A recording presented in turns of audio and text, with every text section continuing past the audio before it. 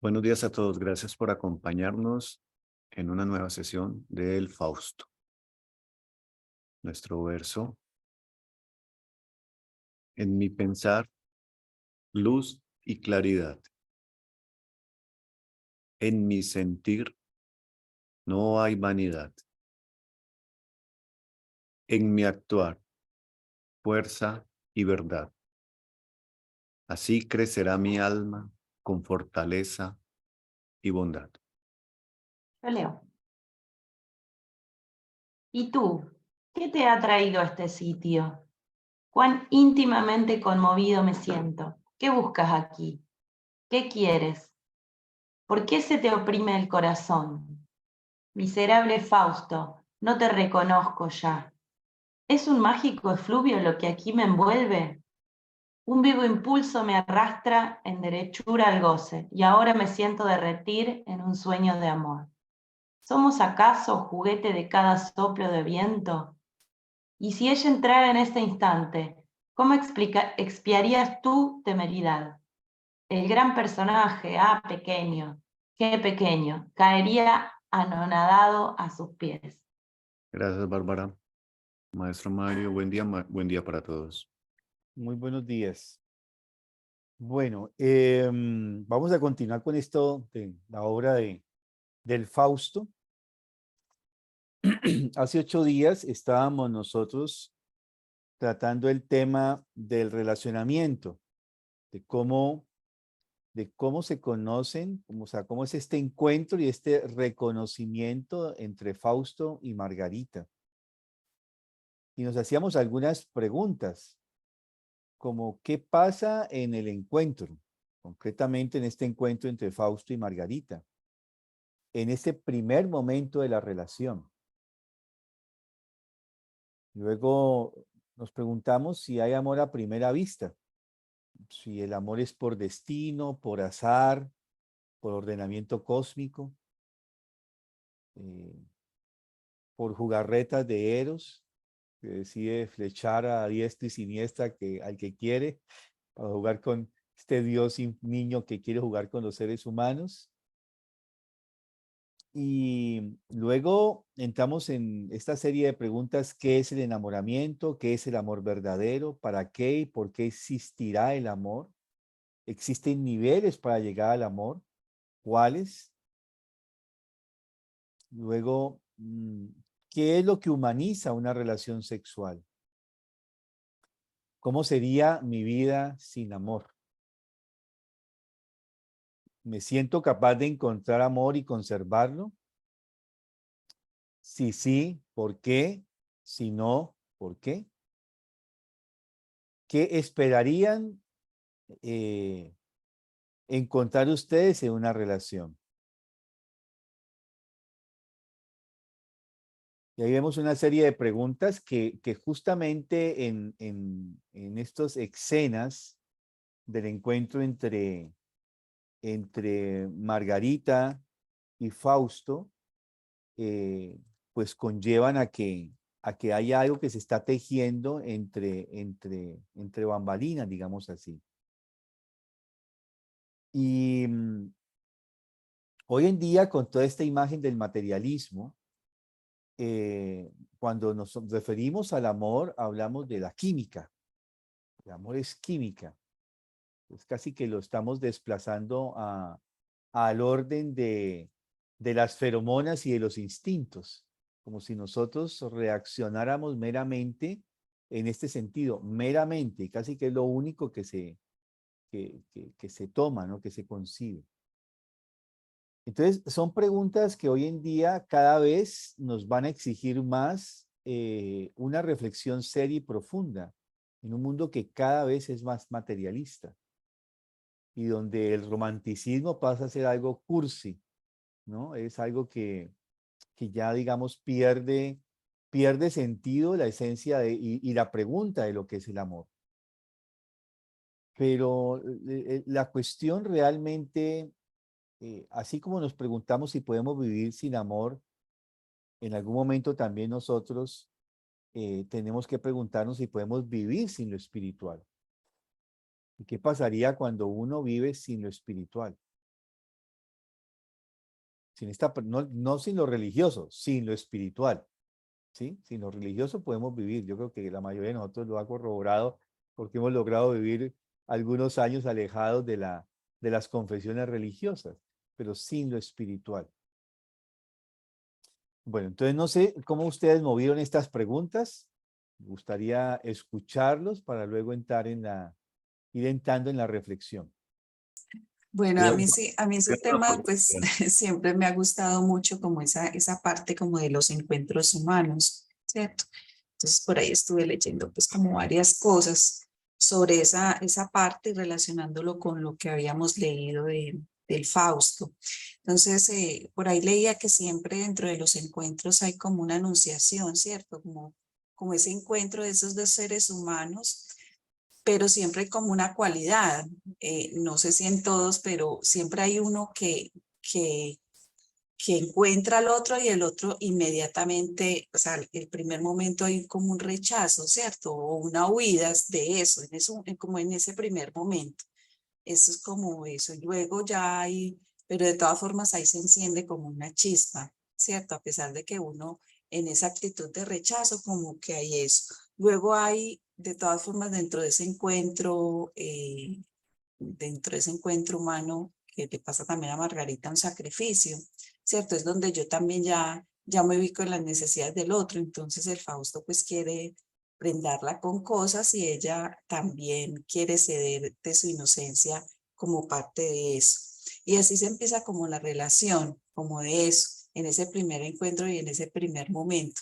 Entonces hay como ese paso de conocerse uno exteriormente, además pues porque él le llama la atención, es una niña demasiado joven y demasiado linda, ¿cierto? Entonces también en él, en ese ser humano ya hay una idea o una imagen entonces parece como una planeación en los encuentros, ¿cierto? Como que uno ya también tiene un esquema o algo de lo que uno desea encontrar o hallar, porque me imagino que pueden haber pasado muchas muchachas, pero en especial pasó esa. Entonces, me pareció como muy lindo, como para ese primer momento, y estuve leyendo algo sobre eso, sobre como esos encuentros humanos y el karma, ¿cierto? Entonces, me parece algo bien interesante dentro de la obra, ese encuentro de ellos dos. Lo otro interesante sí, es ver ese proceso, ¿no? Ese proceso como de enamoramiento inmediato, o sea, amor a primera vista, o sea, porque luego él lo dice inmediatamente, se lo dice a Mefistófeles y ella luego en su habitación o lo hablas con Marta, creo, o lo habla ella sola diciendo, bueno, pero ¿quién era este caballero? Quiero volverlo a ver, ¿verdad? Y empieza todo ese proceso así como candente y uno se refleja en eso, ¿no? Cuando uno veía una persona, pues cuando uno era más joven y ahora también, pero pues cuando uno era más joven se ve esa parte que uno dice, Dios mío, quiero volverla a ver porque no le hablé, porque le hubiese dicho esto, y uno queda como con el pecho así oprimido. Pero luego también no sé si no es mi percepción en el libro y es que Fausto empieza también a tener un cambio, porque Mefistófeles empieza como a montársela, a decirle, pero andas pues como tú doctor, y andas muy enamorado, y él dice, no, pero espérate, tampoco, no la trates así.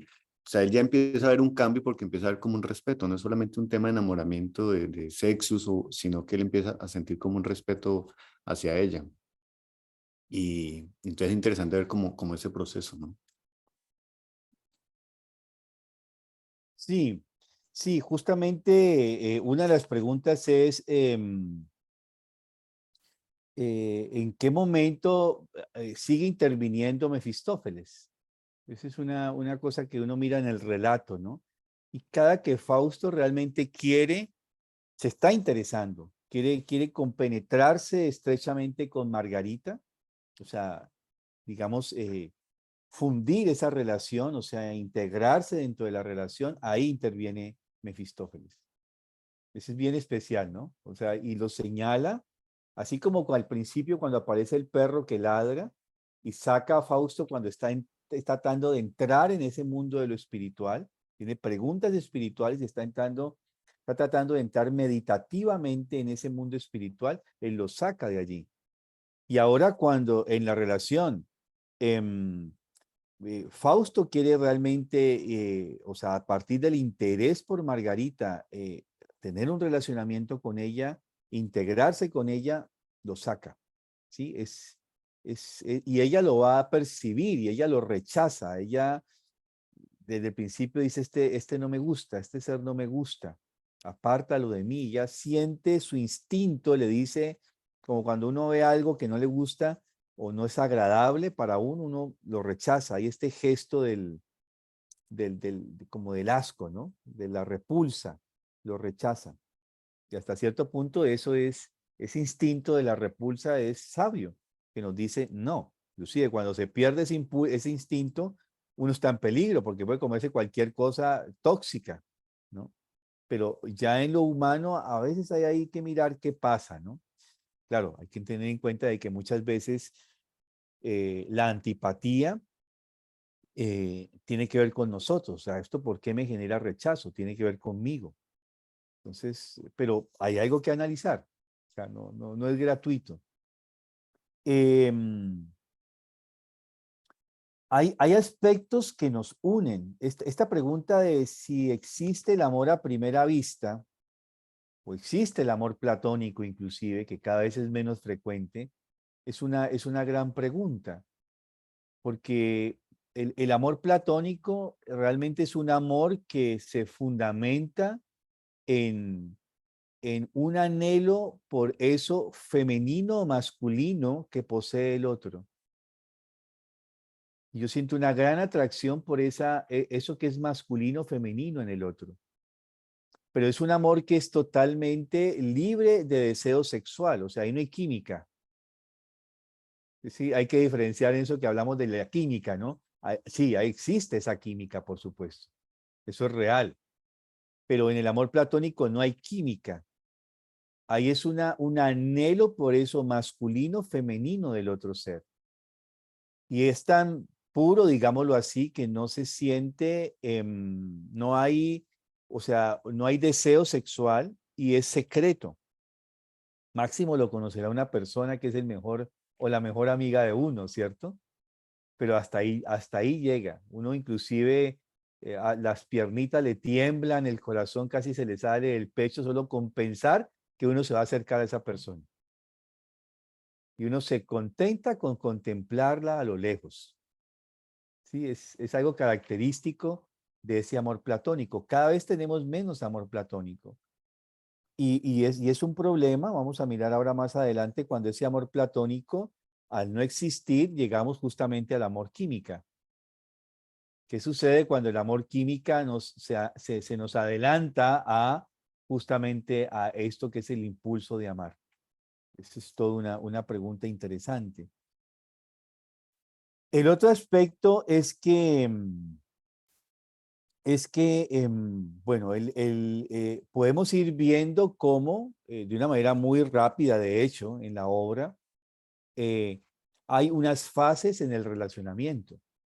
O sea, es como si bueno, antes de entrar en las fases, quiero decir algo más. Además de esto de que puede llegar a haber un impulso, hay un impulso, digamos, que nos identifica con la Eva o el Adán, ¿cierto? Voy a compartir aquí algunas imágenes que creo que cuando vimos el tema de la sexualidad, los que estuvieron allí se van a acordar.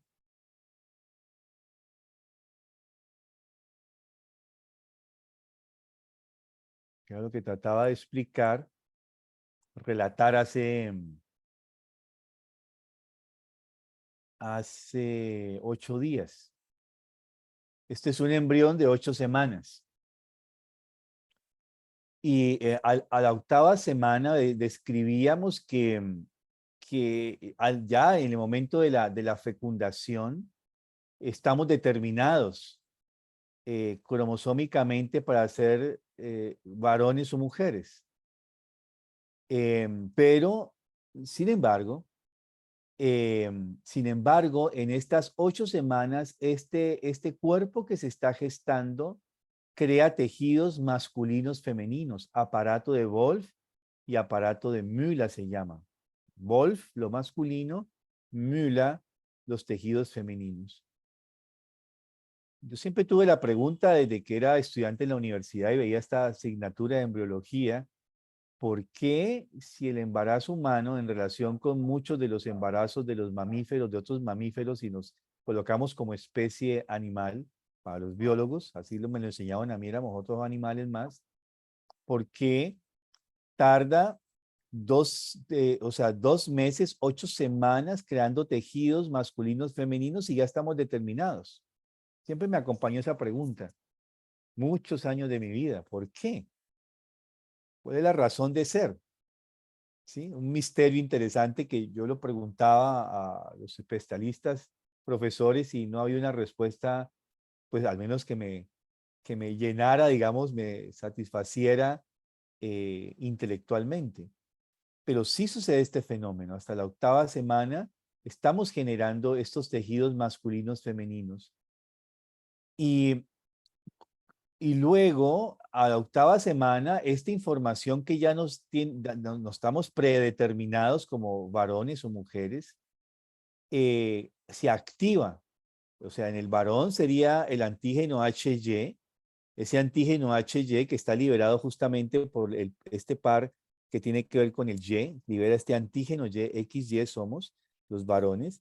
Entonces se libera este antígeno HY que va a generar digamos, una producción de testosterona, y esa testosterona va a conllevar a que todos los tejidos femeninos que se han creado hasta ese momento, el aparato de Müller, se atrofian y se configura el cuerpo masculino, de varón. Dije se atrofian, es importante, esa palabra es clave, no desaparecen, se atrofian estos vestigios, quedan vestigios realmente. Todo este aparato de Müller quedan como vestigios. En el mismo momento que está sucediendo esto, en esta parte física nuestra, la determinación que va a configurar los caracteres primarios y secundarios sexuales, en el mismo momento se está generando los dos lóbulos cerebrales, los dos hemisferios cerebrales. Y en el mismo momento se forma la huella dactilar. Si la información es XX, vamos a ser mujeres, entonces no se libera dicho antígeno HY, no se va a liberar testosterona, sino estrógenos, hormonas femeninas. Y ahora el aparato, los tejidos que se atrofian son los de Wolff y se configura el cuerpo femenino. Y quedan estos vestigios. Dado de que estos vestigios quedan allí, es que hoy en día se puede, entre otras cosas, hacer un cambio de sexo. Pero eso implica una fuerte, digamos, superdosis hormonales contrarias para poder llevar a que este cuerpo se comience a transformar. Y entre más temprano se comience, es, entre comillas, mejor para este tipo de propósitos, ¿sí? De hecho, a lo largo de nuestra vida, tanto varones como mujeres, a pesar de que estamos definidos, hay una etapa en la vida, sobre todo después de los 49, 40, 42, 49, el cuerpo comienza a tener características de uno u otro género. ¿Sí? Comenzamos a tener algo de estos rasgos. Es interesante esto porque estos vestigios físicos y justamente este vestigio de este aparato de Wolff o de Müller que se atrofian son lo que realmente va a configurar toda nuestra sexualidad, porque no meramente es física, porque estas fuerzas vitales que se liberan al atrofiarse estos tejidos masculinos femeninos, justamente estas fuerzas vitales que se liberan al terminar, digamos, su tarea, van a conformar justamente los dos lóbulos cerebrales. Y van a quedar como estructura, ya Steiner nos muestra eso, todas estas fuerzas vitales que quedan liberadas van a conformar la estructura de lo que va a ser la estructura del pensamiento, el cuerpo del pensamiento. Entonces, en el varón, las fuerzas que se liberan son femeninas. Esas fuerzas vitales femeninas son las que van a estructurar su forma de pensar. En la mujer, En el caso de la mujer, las fuerzas vitales que se liberan son las masculinas y estas van a determinar su forma de pensar.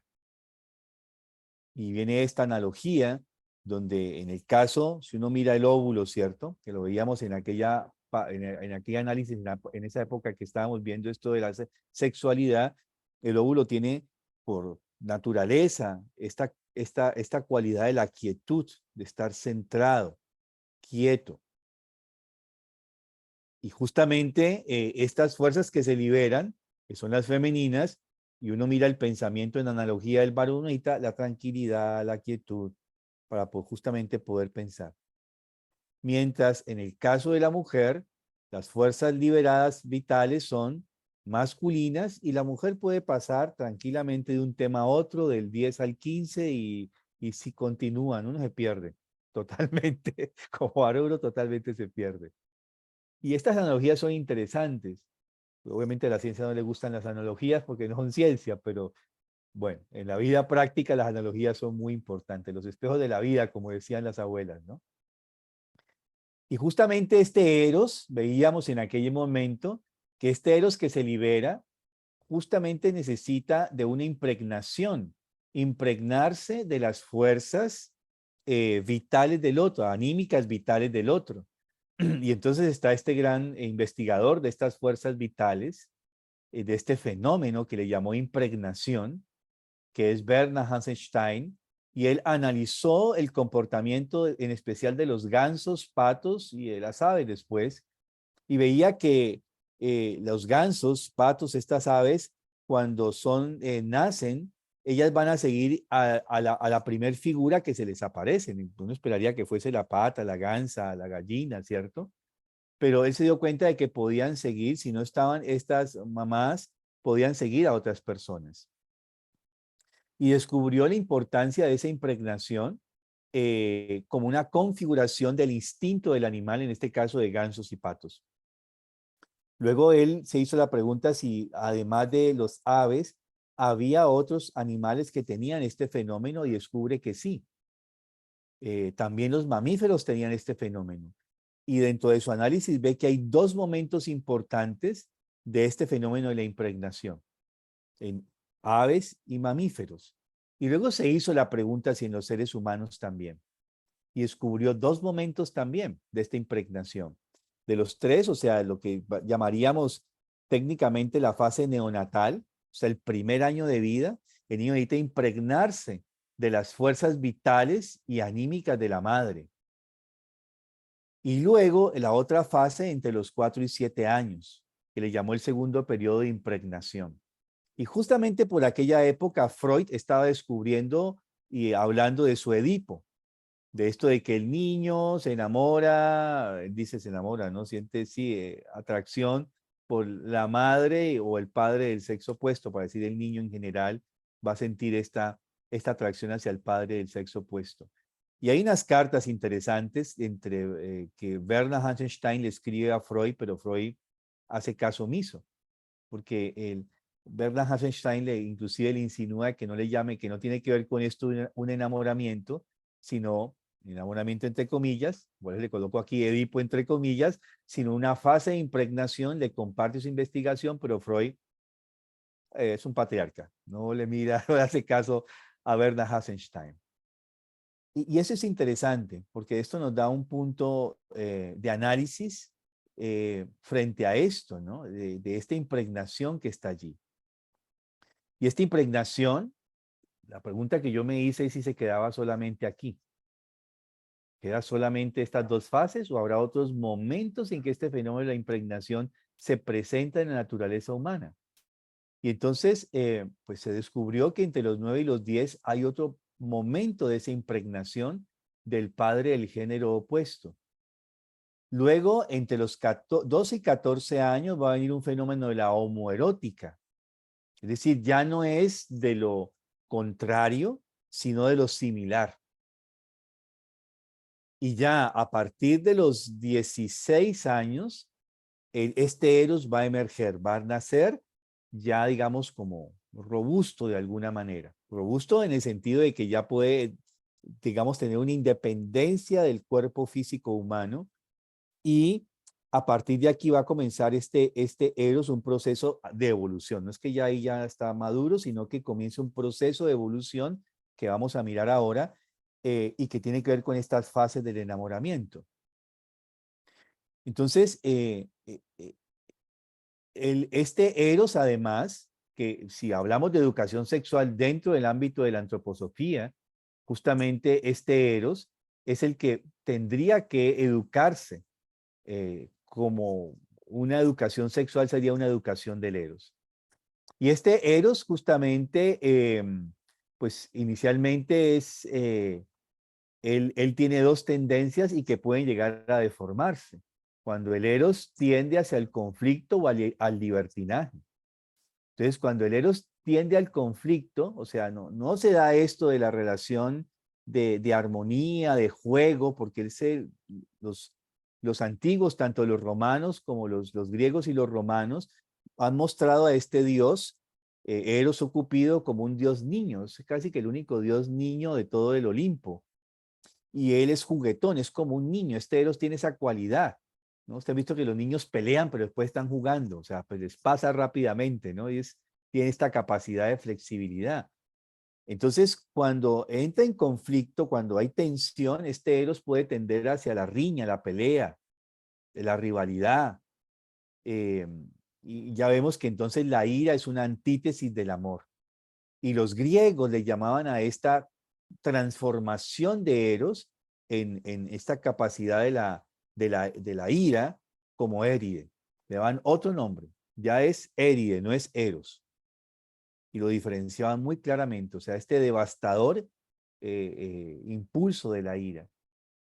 Y también veían ellos a Ubris, cuando el Eros se transformaba entonces en la insolencia, en el escándalo, en los comportamientos lascivos. Le llamaban Ubris, a este impulso ya no devastador de la ira, sino abrasivo de la lascivia.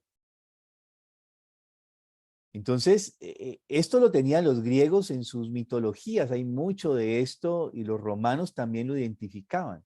Y en todas las cosmovisiones antiguas, arquetipos, están estos elementos. De hecho, en los cuentos de hadas hay mucho de estos elementos. El héroe siempre tiene un antihéroe o antiheroína y justamente muchas veces tiene que ver con este impulso de la ira o con este impulso de la lascivia. Y uno puede entrar a analizar estos cuentos desde este punto de vista. Entonces, este Eros debe transformarse, ¿sí? Y debe transformarse hacia diferentes cualidades. Entonces, los griegos también veíamos en aquel momento, tenían 5 palabras para hablar de amor. Sexus era eso que llamamos química. Eros era esta atracción por lo femenino o lo masculino. Todo lo que justamente la obra del Parzival o todos los romances de alguna manera caracterizan. Storge son los vínculos de la sangre, el amor consanguíneo. Filia era el amor fraternal y el ágape es el amor supremo, el amar el destino del otro. Entonces, Eros tiene bases, su base son vestigios embrionales, Storge son vestigios, lazos genéticos, Filia tiene que ver con las emociones y ágape tiene que ver con un acto de la voluntad. Y nos queda el sexus, y el sexus es simplemente instinto, feromonas. Entonces, vemos que veíamos en aquel momento de que ese proceso evolutivo del Eros, pues va a irse conformando a través de toda nuestra existencia. Y justamente para nuestra época, más o menos alrededor de los 12 años, viene esta aparición que emerge de alguna manera, es como que si emergiera este desarrollo de lo sexual, que va a tener un proceso paulatino hasta que se va a configurar hacia la madurez, comienzo de la madurez sexual biológica hacia los 14 años. Y luego sigue ese proceso de maduración que hacia los 16 va a este Eros a independizarse y gracias a esta independización va a poder surgir filia y a partir de los 21 el ágape. 19, 21 años van a ser el ágape, que es realmente poder amar el destino de otro. Y así muy sucintamente, como la otra nos demoramos un poco más en esto de la sexualidad, pero quería repasar esto así, un brochazo rápido, de cómo este proceso, cuando nosotros hablamos de educación sexual en las escuelas Waldorf desde la mirada de la antroposofía, esto es realmente lo que deberíamos educar como sexualidad. No métodos anticonceptivos y toda esa cosa loca que sí, que hay que aprender eso, por supuesto, pero no es eso, ¿sí? Para nosotros, meramente. Y bueno, entonces, cuando miramos esta fase evolutiva, vemos entonces que si nos quedamos en la química, pues ahí está la química, ¿no? Sexus. Es solamente, sí, muy primario, de alguna manera. Queda en lo instintivo las relaciones. Luego viene este eros, y este eros debe realmente impregnar el sexus. Si eros no impregna sexus, pues vamos a tener solamente contacto físico. Sí, mm, no quisiera decirlo así, pero se convierte muy en cosas de burdel. Muy instintivo, ¿no? Muy animalesco. Y justamente en la unión de este eros con el sexus es lo que va a permitir que surja la sexualidad. Entonces, entender el concepto de sexualidad implica entender todo este proceso del sexus más el eros. Porque esta es la base justamente de las relaciones, vamos a mirar luego, humanas. ¿Sí? No solamente el sexus, este eros que madura. Y sin él, este eros que realmente se apropia del impulso de sexus, no podemos avanzar hacia el filia y hacia el ágape. Son necesarios. Y en una relación de pareja, cultivar el sexus y el eros es la base fundamental de la relación de pareja. No es meramente filia y ágape, porque llegamos a querernos como hermanitos hasta que como que no pasa nada más, ¿no? En la relación de pareja. Digo porque pues fui psicoterapeuta de parejas y uno veía que terminaba uno amando a su pareja como a un amigo o una amiga, ¿no? Y esto se va descuidando muchas veces. Yo tengo un amigo que él dice que la base fundamental de la relación de pareja es compartir cama y mesa. O sea, sexus y eros. Intercambian fluidos, diría un biólogo. ¿Sí? Entonces, eh, eh, pero eso hay que seguir en la parte, como vimos, evolutiva de este impulso del amor. Y justamente este impulso de lo que es el enamoramiento,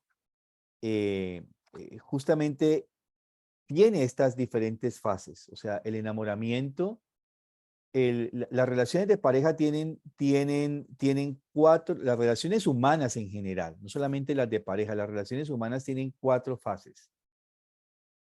La primera fase, llamémosle el enamoramiento.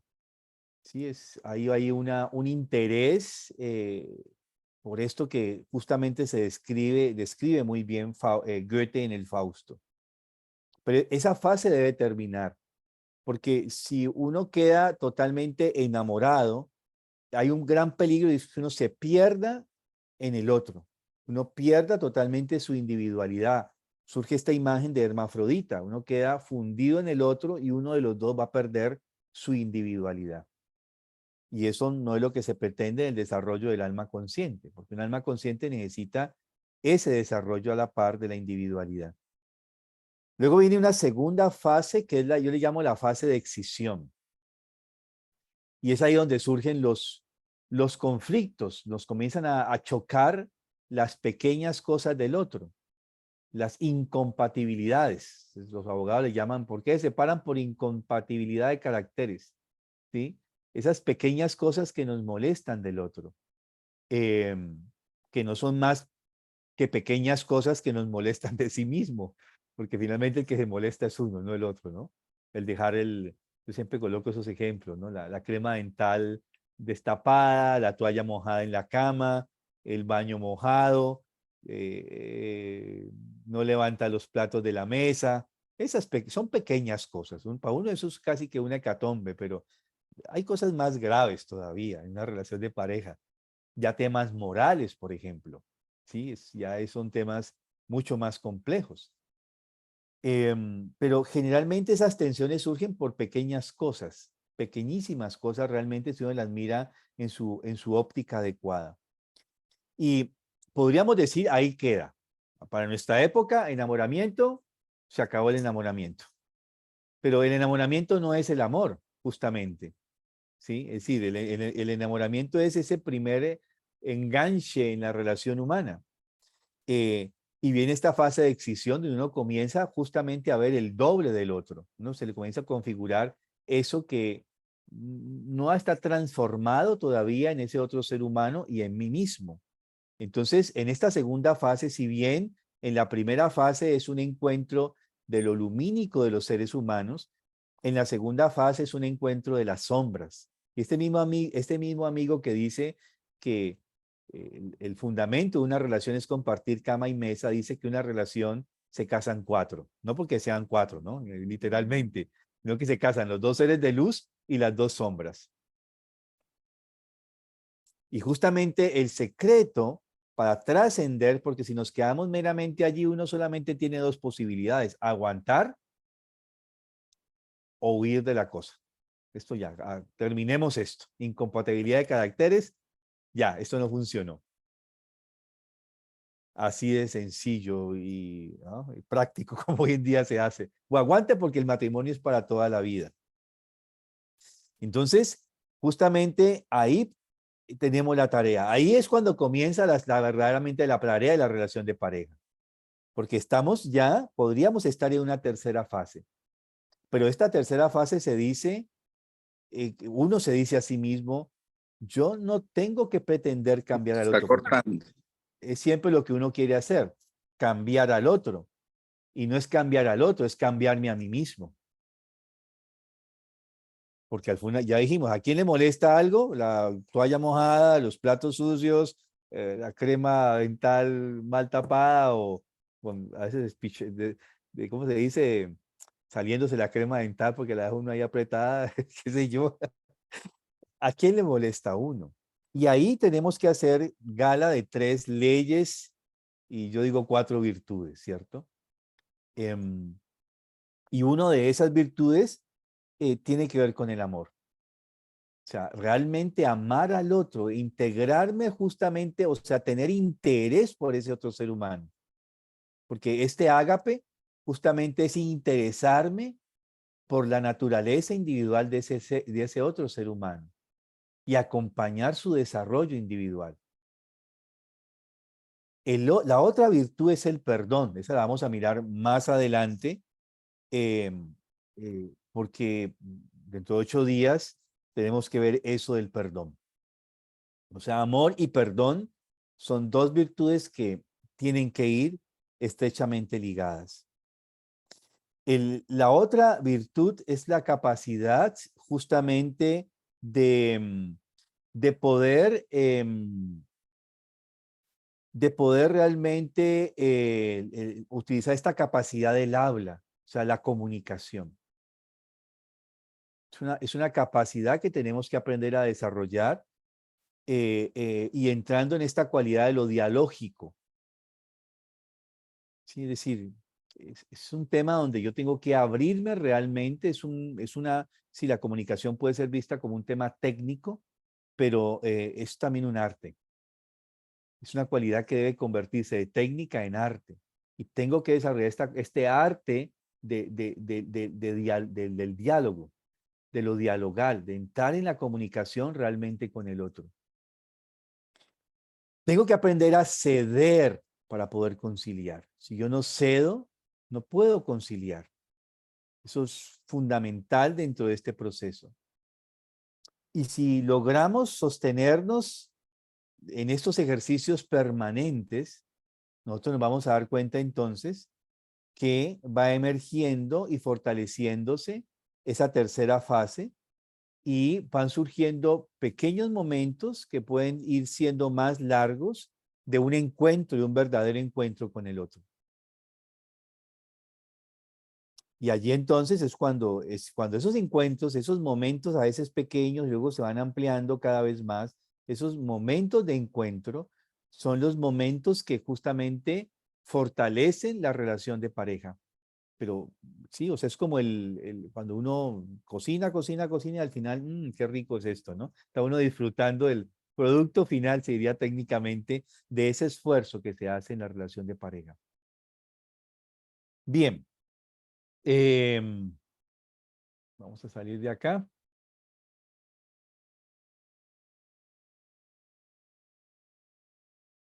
Mario, Sí, ese homoerótico de los 12 a los 14 años, qué importante realmente es como padres entenderlo, ¿verdad? Porque precisamente pueden pasar, se pueden generar esos dos polos. Uno que uno, si lo entiendo bien, pues que uno empieza a ver como esa atracción entre sexos similares y uno pueda malinterpretarlo y empezar como a hablar, a evitarlos, a forzarlos que no hagan eso y pues eso puede ser totalmente contraproducente, ¿verdad? Porque el propósito, digamos, desde los, no sé, el proceso evolutivo de los jóvenes, ese homoerótico es importante. claro, porque uno necesita impregnarse, o sea, durante nuestra, digamos, durante casi toda esa fase hasta los 12 años nos estamos impregnando de las fuerzas anímicas, en el caso de los varones de la madre o de lo femenino, y en el caso de las mujeres de lo masculino. Pero aquí hay que compensar esa fórmula. Y ahora necesitamos en esa fase impregnarnos de las fuerzas anímicas del padre del género opuesto. Es decir, las niñas necesitan ahora, perdón, del género similar, las niñas necesitan ahora impregnarse de lo femenino y los varones necesitan impregnarse de la fuerza masculina. Y por eso, no sé, bueno, los de mi generación siempre teníamos héroes, eh, artistas, deportistas, políticos, pensadores, dependiendo de nuestra naturaleza. Y teníamos como esta gran afición. Y yo no sé, mi cuarto estaba lleno de pósters muy masculinos. Sí, para mí era deportistas, ¿no? Mi hermano eran De Robin, de Batman y Robin. Robin, Tarzán, el fantasma, sí, eran estos personajes. Mi hermana, en cambio, era lo contrario, ¿sí? Ella ya tenía cantantes, estaba esa, la mechuda esa, yo no recuerdo cómo llamaba, Amanda Miguel, ¿sí? O sea, y eran muchas de esas figuras. Y se da de manera muy natural. Y justamente allí también viene en esto de la configuración de nuestro mejor amigo o amiga. Es cuando encontramos el amigo del alma o la amiga del alma en esa edad. Es muy importante también para la configuración de la vida anímica de un joven. ¿Sí? Es decir, con suerte, si no le llegamos a encontrar, pues está el diario. Se convierte como en ese alter ego que necesitamos identificarnos. Y claro, el gran peligro es que toda la cultura actual o civilización más bien actual quiere interferir justamente en esta fase. Pero eso es un tema que no lo menciono, no lo voy a abrir ahora.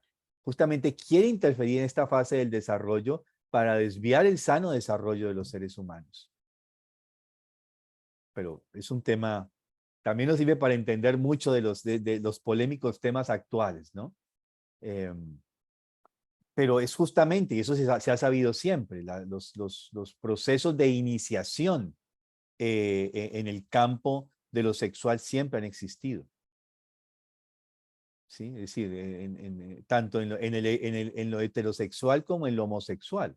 En general, existen rituales de iniciación.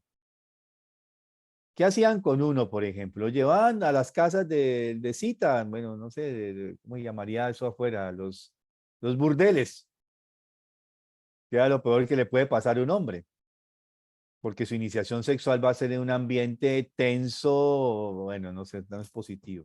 Yo al menos le agradezco a mi mamá que dijo, ojo, Sergio, ya hay muchacho por allá. Sí, es decir, eso tiene un sentido, ¿cierto? Y en el desarrollo de la sexualidad posterior, y si uno va a tomar Viagra, no va a tener que tomar Viagra para poder, digamos, vencer de alguna manera su disfunción sexual. Hay muchos temas allí, pero digamos que los menciono así de soslayo, pero es fundamental que se dé ese proceso y entenderlo, ¿no?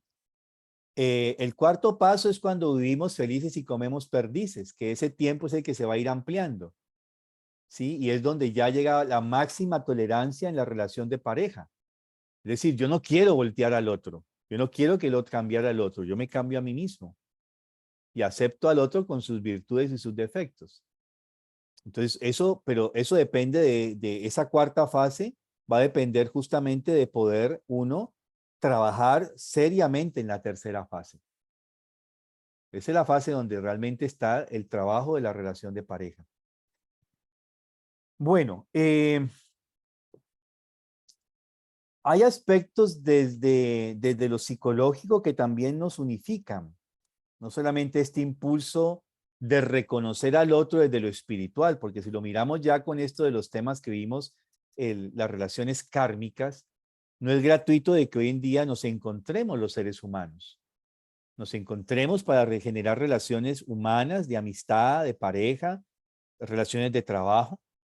Ahí hay un aspecto que, pues, digamos, hace poco mencionamos de esto de las relaciones kármicas. No es gratuito que nos encontremos y generemos estos encuentros y a veces también los desencuentros. Pero también hay aspectos psicológicos que nos unifican, lo que Jung llamaba la Eva y el Adán, algo que nos hace que seamos, que haya también una atracción, algo de similitud que nos atrae. Y en este Fausto vemos algunas características entre Margarita y Fausto. Obviamente, físicamente Margarita tiene 15 años, Fausto tendrá un poco más de 40 años, pero con el brebaje, la pócima, él ha quedado como un hombre de 18, de 20, un veinteañero, ¿cierto? Se ha rejuvenecido con esta pócima. Ambos, ya anímicamente, ambos tienen algo de tristeza en el alma.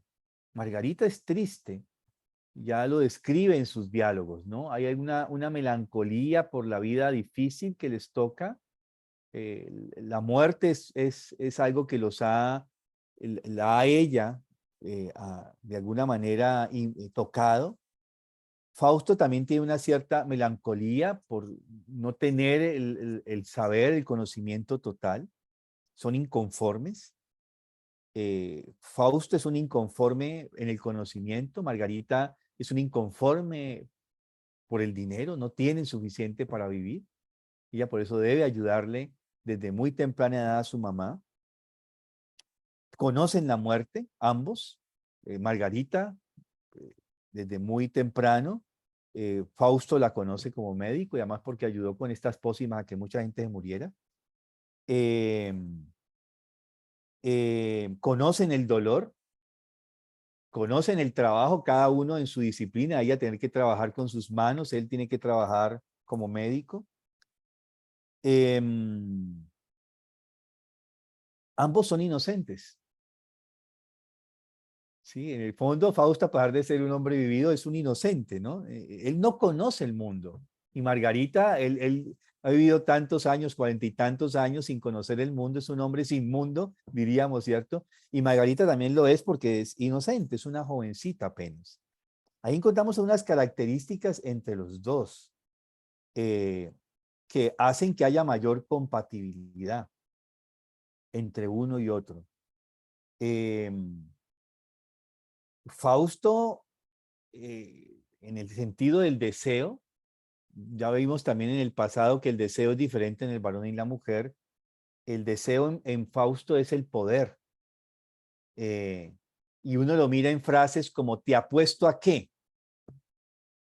¿Sí? Mira los diálogos entre Mefistófeles y Fausto es ¿te apuesto a qué? ¿Sí? Y la puertecita por la cual Mefistófeles puede entrar con Margarita es la vanidad. La cajita, que primero la rechaza por su inocencia y por ser obediente, pero luego ya con la ayuda de Marta acepta la cajita, ¿sí? Y esta es parte de la vanidad, tiene que ver también cuando ella se mira en el espejo, también tiene que ver con el aspecto de la vanidad. Es decir, Goethe nos está mostrando de que todos tenemos una puertica de entrada hacia el mal, ¿no? Hay que reconocerla y saber, ¿no? Eso, ¿te apuesto a qué? Uy, sobre todo los varones muy masculinos, así, ¿te apuesto a qué? Uno deja de matar por ¿te apuesto a qué? ¿Cierto? O la vanidad. A ver si tenemos mucho componente masculino o femenino, va a depender también esto, ¿sí? Bueno, estos son algunas de los, digamos, reflexiones. Podríamos quedarnos realmente aquí. Pero bueno, hay que avanzar, ¿cierto? Hay que avanzar, porque si no, no terminamos, Fausto. Vamos a seguir ahí todo el tiempo. Y quiero para dentro de 8 días, por favor, que entremos un tanto ahora en esta de las preguntas 7 o tarea 7, como le he llamado, que va a tener que ver con estas escenas de la noche, la catedral, la noche de Walpurgis, el sueño de la noche de Walpurgis, la llanura, una noche, el calabozo. Y ahí están estas preguntas para movernos, que nos ayuden a mover la lectura. ¿Cuál es el significado del dolor? ¿Cuál es su relación con la tentación y la culpa? ¿De qué se siente Margarita arrepentida?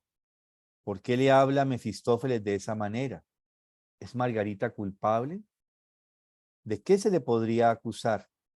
¿Cuál ha sido su castigo? ¿Se puede salvar? ¿Qué la puede salvar? ¿Qué es la culpa?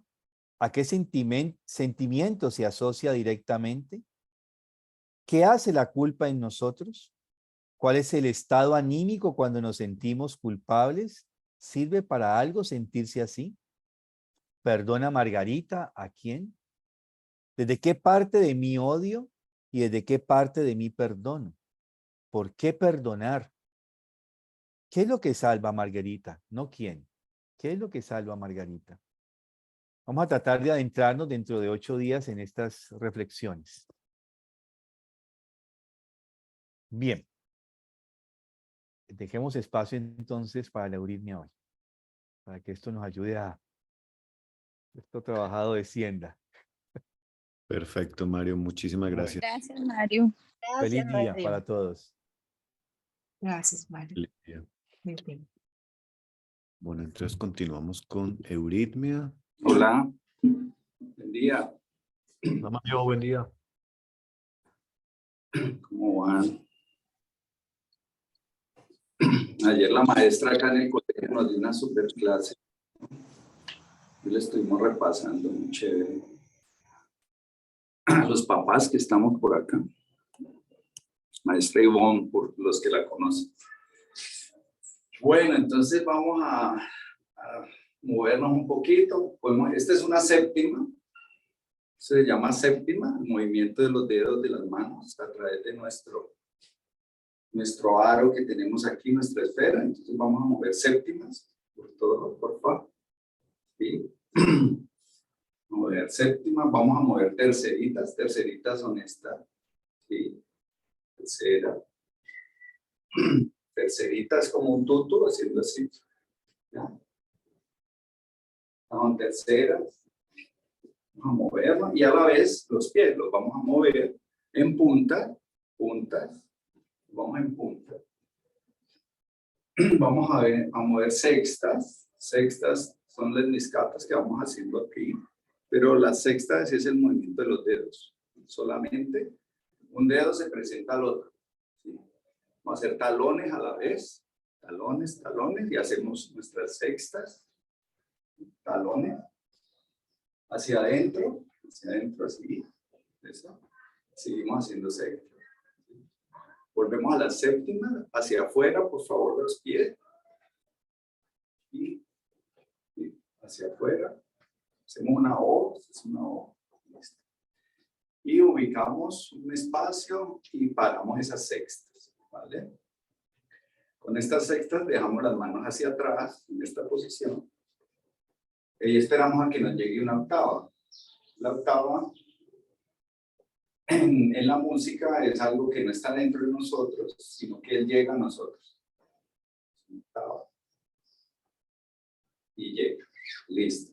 Entonces, Derechito, rayito de sol. Somos los conectores entre lo espiritual del cielo y lo espiritual de la tierra. Y atraviesa por nosotros. Entonces nos dejamos caer. Vamos a hacer un IAO. Dejamos caer. ¿Sí? Y empezamos a levantarnos a través de nuestros pies. Nuestras rodillas, sigue a nuestra cadera, va por toda la columna vertebral hasta la frente, y hacemos nuestra, y pegamos un brinquito, y así mismo hacemos la O, recogemos, otra vez. Y vamos a agregar algo. Entonces sentimos los pies. Empezamos a erguirnos, esa fuerza de ascensión. Esa fuerza que no está en la tierra. La fuerza de la tierra es hacia el centro. ¿Sí? La fuerza de subir, de que el agua de coco llegue al coco, es una fuerza que viene del exterior. Y...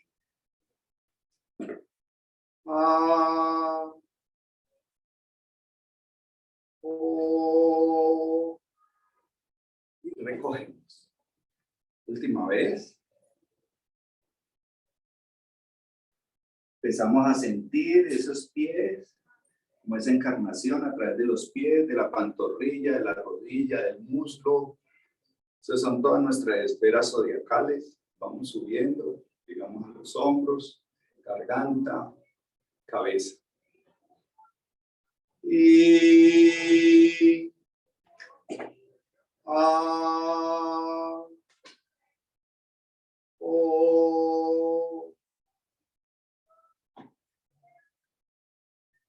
vamos a hacer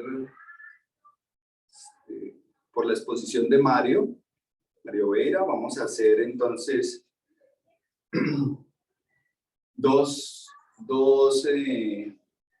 un planeta y un zodiaco que corresponden a esa sexualidad. El planeta es Luna, entonces ponemos las manos aquí, vamos a hacer Luna y nos vamos a mover alrededor de nuestro propio eje. ¿Sí? Derechito y hacemos Luna, Luna, y este es nuestros órganos reproductores. Todo lo que tiene que ver con la matriz, con el órgano de reproducción. Entonces, este es y es un diptongo. Y este es Luna con nuestro arcángel Gabriel que nos acompaña. Y está en toda esta zona de acá. ¿Sí? Listo. El otro es Scorpion. El zodiaco de Scorpion, que son nuestros órganos genitales. Entonces, la mano izquierda la tiramos hacia la tierra, derechitos siempre. La otra la dejamos libre. La otra no la dejamos libre, perdón. La ponemos, aquí tenemos unos nuditos, ¿sí? Unos huesitos entre la mano, ¿sí? Y el brazo. Entonces, ahí apuntamos la otra mano. Este es Scorpion. ¿Sí? Y el color es lila. Y la letra que lo acompaña es la S. Cruzamos así. S. Scorpio.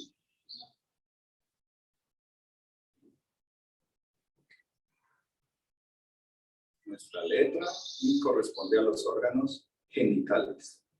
Y vamos a cerrar el aurimnia con la palabra. Derechitos. A la altura de los hombros ponemos las manos. Y escuchan. Yo pienso la palabra. Subimos a la altura de la garganta y abrimos una pierna. Yo hablo. La otra pierna, bajamos a la altura del corazón. Yo hablé. Hacemos una X totalmente. Yo me busco en el espíritu. Cerramos un poco una pierna y a la altura de la cabeza, yo me busco en mí. Cerramos y hacemos una U bien derechito. Yo estoy en el camino hacia el espíritu, hacia mí. Cerramos. Segunda vez. Yo pienso la palabra y abierto, manos hacia la garganta. Yo hablo. La pierna, manos hacia el corazón. Yo hablé. Hacemos nuestra X. Yo me busco en el espíritu. Yo me siento en mí mismo, a la altura de la cabeza. Cerramos.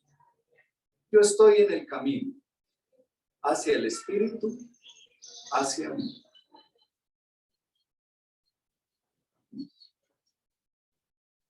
Y esta es sin sonido.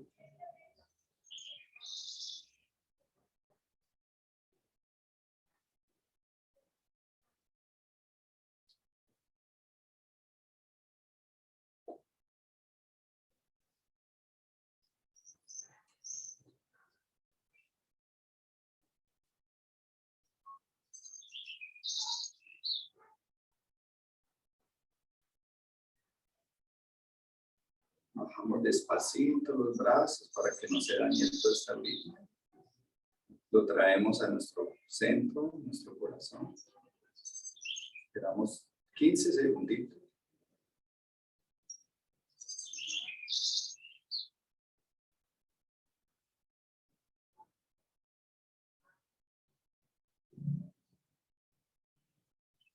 Muchas gracias.